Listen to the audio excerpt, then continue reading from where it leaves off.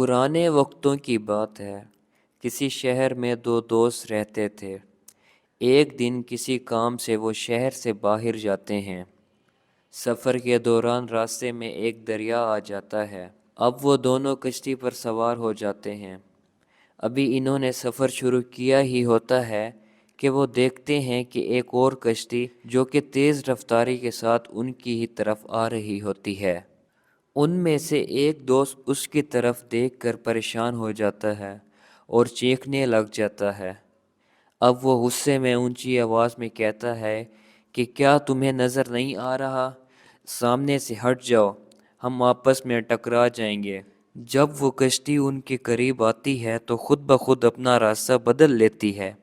وہ غصے کی حالت میں کشتی والے کو کچھ کہنے ہی والا ہوتا ہے کہ وہ دیکھتا ہے کہ کشتی میں کوئی بھی نہیں ہوتا۔ اب وہ خاموش ہو جاتا ہے۔